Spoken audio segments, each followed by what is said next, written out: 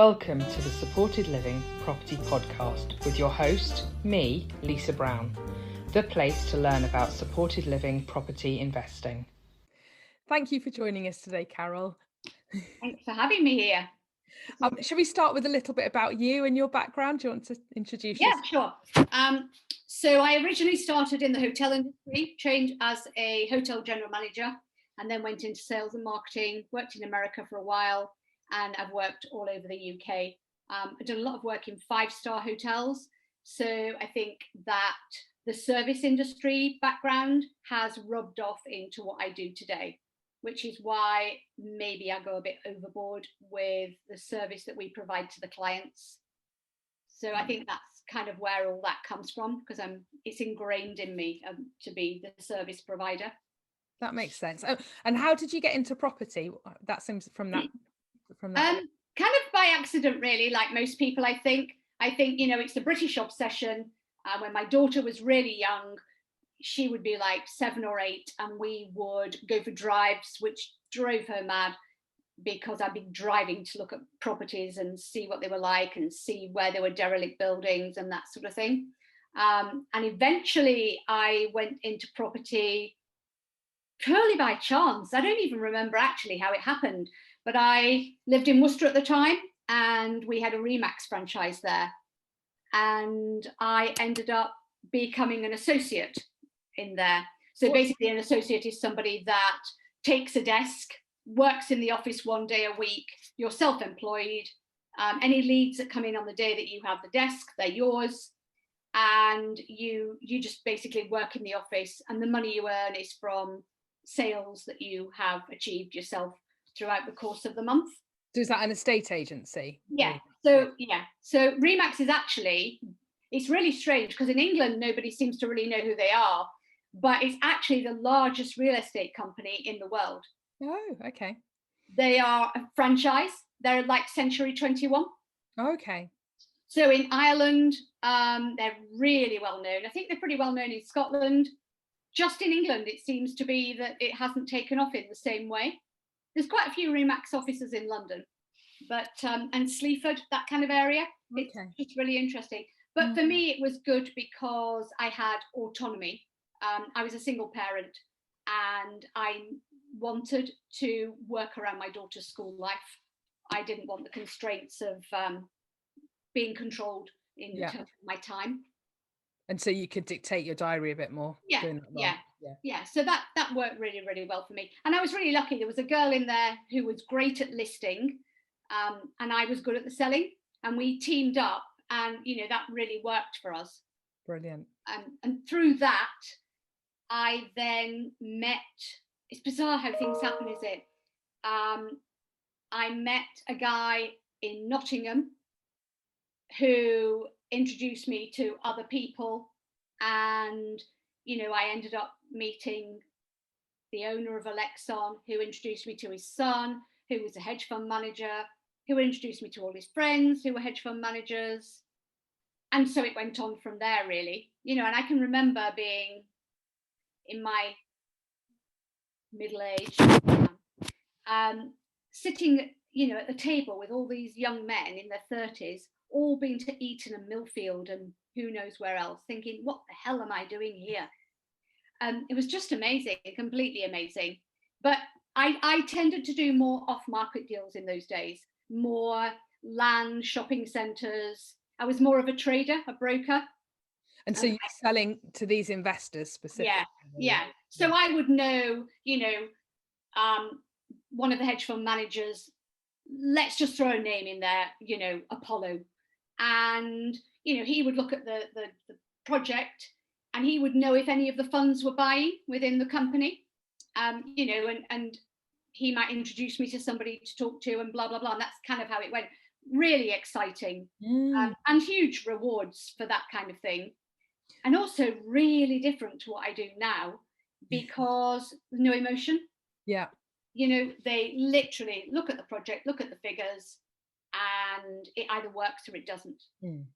But it can take a long time for anything to come to fruition. You can work on something for a year before it actually, and it can fall over at the last minute. Yeah. But, you know, it was very, very exciting to do that kind of thing. So how did you go from that to doing your own work? Because we had the recession, and the recession caused me a lot of pain. And sort of after the recession, I did a lot of TV watching and wine drinking. And then I kind of came back out of hibernation. And when I came back out of hibernation, the people that I had worked with previously, most of them had moved on. Some had gone to prison, some were dead. Right. It was just that kind of situation. And unless you're mixing with those people weekly, you lose that continuity because you're not relevant really anymore. You know, and it would be great to say they all liked you and they were your friends and blah, blah, blah, but it's business. Yeah. So, and they'd left their jobs, a lot of them. You know, they'd gone off into commodities or wind farming or something else. So I kind of started again, and I started again basically from where I've been before, which is really being an estate agent. But obviously just for myself. And I just started talking to clients that I used to have before, looking for deals, and it sort of evolved back from there really, but on a much, much smaller scale, you know, so that you were earning small amounts of money, a bit more like pound stretcher than Harvey Nichols. That's a good analogy. Yeah. And then how did you discover supported living? How did that come about? So that's bizarre because, you know, if I go back into my memory bank, I remember a million years ago walking around some streets with my mum. And at the time I was doing some multi-level marketing thing because my life's a bit like the stock market. And I remember seeing this child with the most disgusting nappy on. And I remember looking through the window and seeing what appeared to be two adults sitting at this table drinking beer from cans, and just thinking, oh my God, how can this happen? How can people live like this? How can it be like this?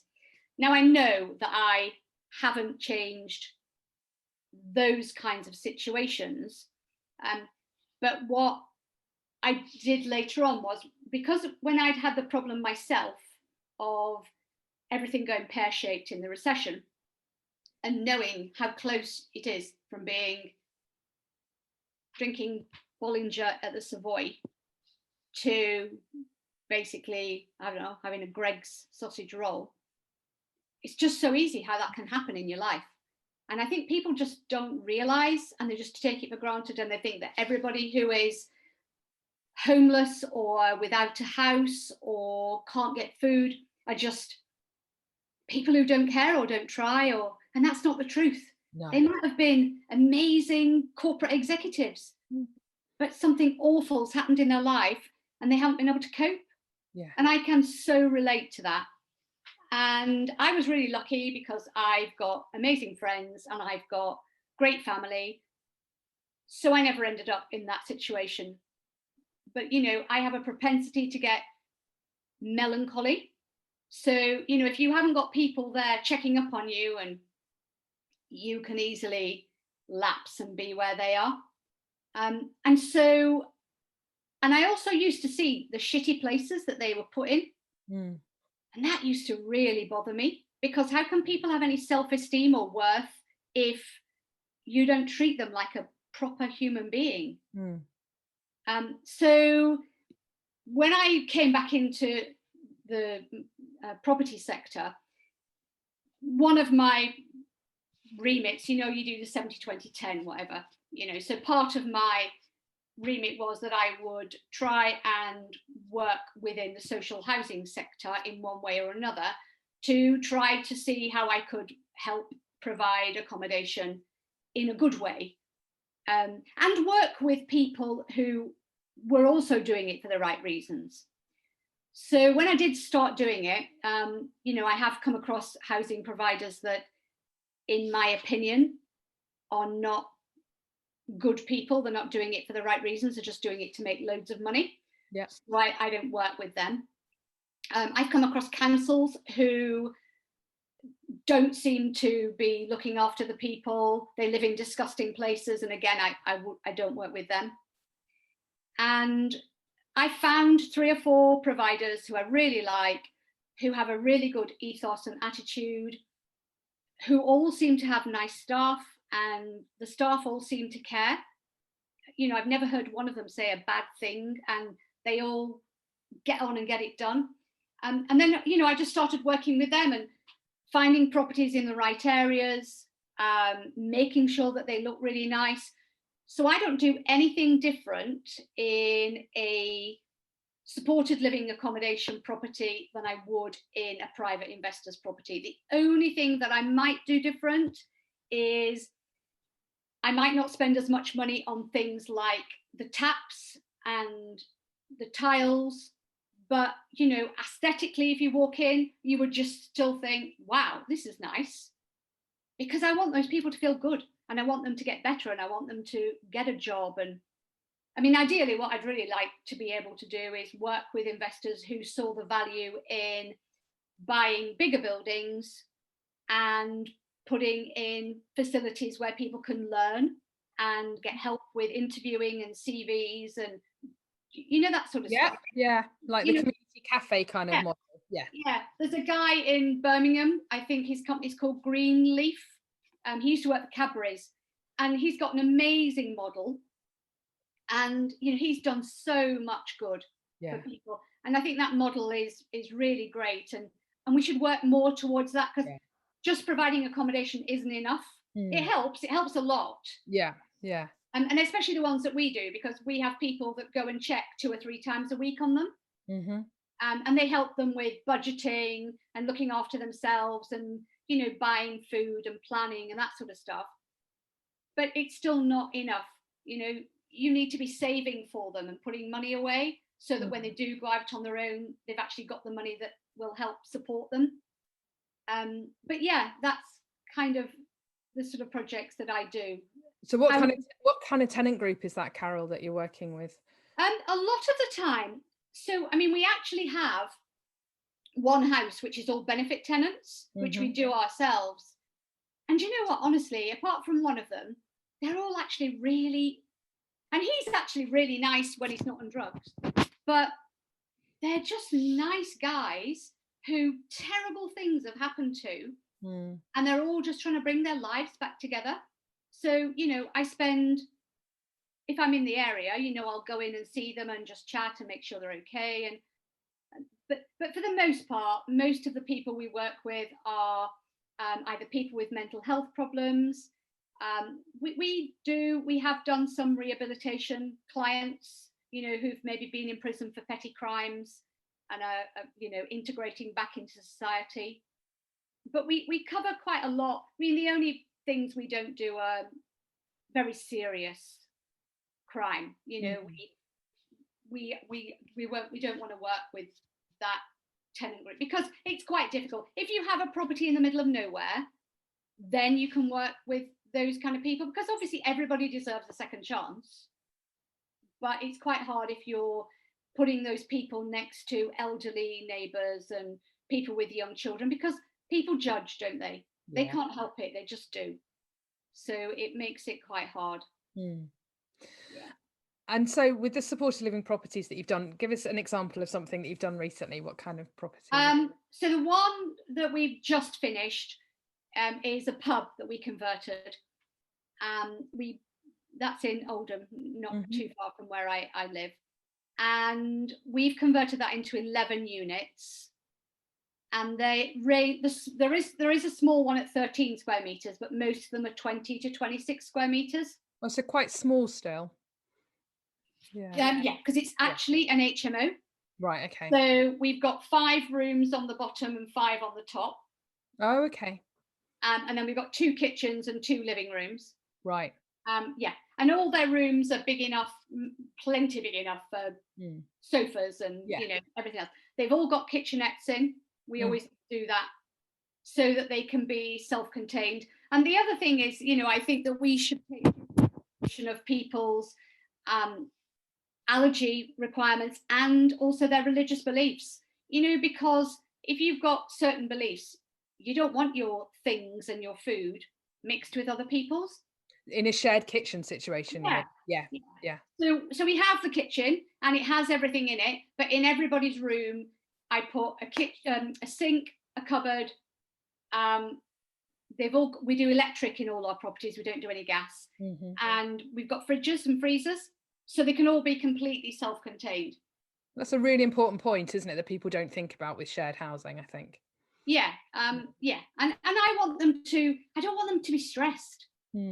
You know, and it's just so, you know, if they've got no money and they put their stuff in the kitchen and somebody comes home and they've drunk too much or they've been taking drugs or whatever, you know, they'll just help themselves, won't they? They won't care. No. And that then causes the other person to have unnecessary aggravation. And that's not what we want. We want them to get better and well and move on.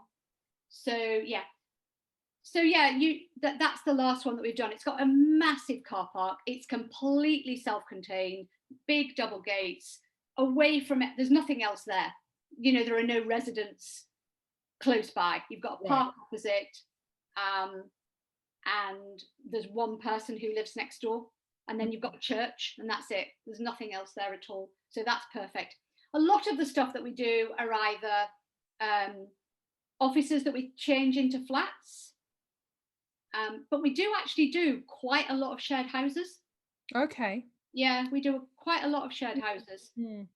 So what sort of size shared houses, Carole? Is there a sort of regular HMOs, you know, with rooms that are like 12 square meters, and they've got shared kitchens, because those houses are for people to learn to live with other people. Right, okay. You know, to learn to share, to learn to get on, to learn to integrate. Because and it's interesting because the way that we do it sometimes is they'll go into the shared house, and then they'll go into a halfway house, and then they'll go into their own. What would the halfway house be like? What would that, why is that different? That would have less people. Right, okay. So, but it would still be supported. But then they'd go in, the third one would be their own flat or their own house. And in these kind of scenarios, you haven't got staff on site 24 hours a day? No, they come 2 or 3 times a week. Right, okay. Yeah. We have done some care leavers, but then they're always individual units. They're always 1-bed flats, and they're for people who are so young. I mean, my God, it's so sad, you know, to be finishing your foster care, and then you've nowhere to go. Yeah. You know, and then, you know, charities have got to provide you with accommodation and support to try and help you learn how to get a job and look after yourself. Yeah. Yeah. And those people are only like 18. It's being looked at very closely at the moment by the Children's Commissioner, isn't it, about continuing the support better, because it is a really big problem, you know. Yeah. We've got some, you know, again, some children as young as 16 are in some of these situations, you know. My sister's a foster carer, and she's had the children, God, I don't know, I feel like it's 7 years now. And, you know, there's no way that she would abandon them. No. When they got to an age where there was no money coming in anymore. Sometimes it's not as simple as that, though, is it? In some local authorities, the funding stops at 16. There's all kinds of... Oh, no, absolutely. And that might happen to my sister, but she would never let them be left on their own to fend for themselves, because why are you doing it otherwise? It's really complex, isn't it? Yeah. But from a property point of view, the pub that you've done recently, was that furnished? Did you hand that over furnished? Yeah, so I always furnish everything. Do you? Yeah, I do. And I don't know, I want there to be a certain standard. Now, to be fair, I don't use the same furniture in the social housing projects as I do in the private projects. And I do use very solid, very sturdy, new furniture, but I have to take into consideration what will happen if the housing provider has to change it. And what I don't want is to put them in a situation where they can't find the replacement and it costs them a fortune. You know, I don't want to add that own. So I always try to find things that are easily available and solid and sturdy and hopefully won't get wrecked. Or that, you know, it's something that isn't easy for the... I mean, if you went to IKEA and bought a £35 wardrobe, it'd be finished in a week. But, you know, the stuff that we put in is really solid and heavy, so it's harder for them to spoil. Yeah. So those are the things we try to take into consideration. One of the other things I do as well, which is kind of weird, is I put single beds in. Okay. And the reason I do that is, again, to try and overcome a problem. Because if you've only got a single bed, you're less likely to invite someone to stay with you. Right. That makes sense. And so that means that there are less problems for the provider, and for me ultimately. So yeah, we just, I know that's a bit weird, but no, it makes sense. Because you carry on managing the properties, don't you? You have you don't work with a housing association, you tend to manage them yourself, Carole. So what happens with us is we have a corporate contract with our clients, and we're the middle person. So we work with the providers and we work with the client who owns the property. And the reason we do that is that it's very hard, I think, for a provider to work with hundreds of different landlords, because everybody's got a different agenda. And I generally only hand over properties that we have bought and renovated, because I know then the standard that they're up to. And that's not exclusive, but generally. I mean, we have done properties that belong to other people and we've taken them on. So I want to be sure that if there's a problem, it gets dealt with straight away. Whereas if you can't get hold of the person that owns it, or they live abroad and there's a different time, it just becomes a hassle for the provider. And I want it to be easy for them. I don't know. I don't know. It's just that thing in me. I just want everything to be easier for people. And it just works really well. You know, if they ring me up and say there's a leak, it will be dealt with within a few hours. Whereas if you've got to wait for the owner to come back, they might want a lot of information about the problem and blah, blah, blah. Whereas I make a judgment call. Yeah. And I'm really lucky that my investors trust me and they don't have a problem with that. No. So you're kind of like for a lot of setups, they'll have a housing association doing that housing management and sitting in the middle. You're essentially doing that role for the providers you work with, aren't you? Really? Yeah. And I would never spend anybody's money willy-nilly. No, but it needs to be maintained to a good standard, doesn't it, for the tenants that you. And that's what I make really clear to the investors. You know, if you are going to argue about a radiator that's not working, we can't work together. No. Because, you know, we have to maintain the standard and we can't be arguing about stuff like this. Obviously, I would always get quotes if it was something that was more than £100, let's say, and so on and so forth. But we have to be responsive because, you know, you can't have people living in a place with no heating. No. You know, an example, I went to a place the other day that were buying 4 flats. Turns out that there's a housing association have one of the flats and they sublease it to the council. Oh my God, as soon as we complete, they're getting terminated. Really? The standard was appalling. You know, and then you think to yourself, so you've got the owner, you've got the agent, you've got the housing association, and you've got the council. Who's taking responsibility? Yeah. And that's why we take responsibility. And we manage the process between everybody. It's about doing your due diligence on the people you work with, I guess, isn't it? And understanding, you know, who's going to take that responsibility and who's going to maintain your property for you. That's really key, isn't it? Absolutely. Yeah, totally agree. Yeah. And I just think a lot of people, they have an attitude of, right, that's it. You know, somebody's in there for 3 years. I don't need to do anything. And you do. What do you think needs to be done, Carole? Well, you need to manage to maintain it, to look after it. You know, you need to have the right attitude. You need to understand that these are your clients. These are the people that are paying your wages. These are the people that are making you money. So you have to have respect for them. Just because they're homeless, you still have to have the same respect because you're still getting the same money for them. Absolutely. I think it's trickier with some tenant groups where you can't, as a landlord, you can't go in because of the vulnerabilities, because of that. So there is an element of having to do your due diligence on who's doing the housing management for you, that they're going to do that well, you know. Yeah. So that's what we do. So that's why, you know, so I've got 20 properties under contract, but I can go into any of them at any time because there's only me. Yeah. Whereas if there were 20 different landlords, that creates a problem in itself. Yeah. So if I ring up and say, do you mind if I just come and have a look at what I said this week? They'll be like, yeah, of course, no problem. So I can always go and check up on the properties, send pictures back or a video, and, you know, it makes the investor feel better that knowing that their properties are being looked after. Okay. Yeah. And if there is a problem, then, you know, I just deal with the provider, and generally they deal with it straight away. You know, they're really good. So I'm lucky. I'm lucky in that. But I think you've also made the choice of who you work with, Carole, haven't you? So that, you know, you've done your due diligence, you know the providers you're happy to work with who are going to be more responsive and manage things, you know. And yeah, and people who care, you know, they're not just doing it to have a nice house abroad and drive a Range Rover. Absolutely. And what tips would you give property investors who are looking at supported living? Do it for the right reasons. I mean, like, really do it for the right reasons.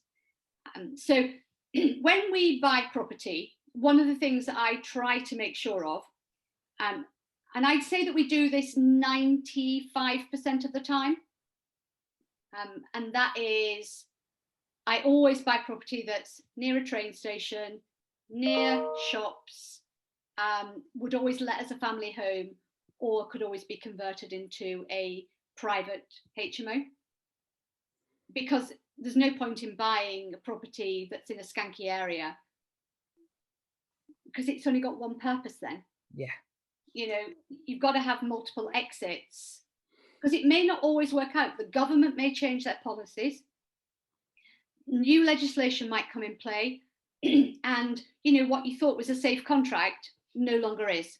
So you need to know that you can change it to something else. It's your long-term investment, isn't it? So you need to make sure you've, like you say, you've got those other exits, because things do change. You know, where the majority of providers were looking at HMOs previously, increasing numbers are looking at self-contained flats, aren't they? You know, I think although there's still demand for HMOs, I think it's less demand than there was. And, you know, I think that trend has changed. So who knows what the trend will be in 10 years time, you know? Yeah, so we stopped doing HMOs really on any scale a few years ago. And we went for more of a hybrid. So, you know, we would buy an office, for example, change that into 5 units, and they would all have, they're like their own flats, and they'd have inclusive bills, but they'd pay their own council tax and broadband. Right. So it's kind of a bit of a hybrid model, so that we can use them for anything and everything. And because when you've got an HMO, that's what you've got. Yeah. Nothing else. You can't use it for anything else, because you can't put serviced accommodation in there if you've got an empty room, because you've got other people in there. So, you know, it doesn't, for me, it doesn't work as well. No. And I think I've become more paranoid about looking after other people's money, especially working with investors like I do, which are abroad, who don't see you, they don't see the property, everything is on trust. Yeah. You know, so I'm more conscious of what's going to happen, because I don't, you know, I don't want them having, because I see so many investors that have put their trust in people and they've really been ripped off. You know, the property's not been finished properly, or it's not been looked after, and it's just such a shame, because everybody's not rich. They might have saved up all their life. It might have been, you know, a relative who's died that have given them the money. So I don't think we should assume that just because people are investing in property that they're loaded. No. And even if they are, you still need to, they're trusting you with their money. Yeah, of course. Absolutely. Absolutely. But I would definitely say don't do supported accommodation because you think it's the new avocado on toast. I think you should actually genuinely care about the people, and try and help in other ways on the periphery, you know, like help with local charities, help by just walking around the town centre with the charities, giving out food and coffee, and, you know, going to local food bank and helping. Just do something else as well. Really understand it as well, really understand what you're doing and what you're working with. Yeah, absolutely. Just try and change the way the modus operandi currently is. Because if all we do is think, oh right, I'll have a house on supported living and that gives me 3, 5, 10 years guaranteed income, but we don't actually involve ourselves in the process, and how will anything ever get changed? It will never make a difference. I know, absolutely. I think that's brilliant, Carole. Thank you ever so much for that. It was really, really great talking to you. Thanks for sharing your experience. Thank you, Lisa. Bye.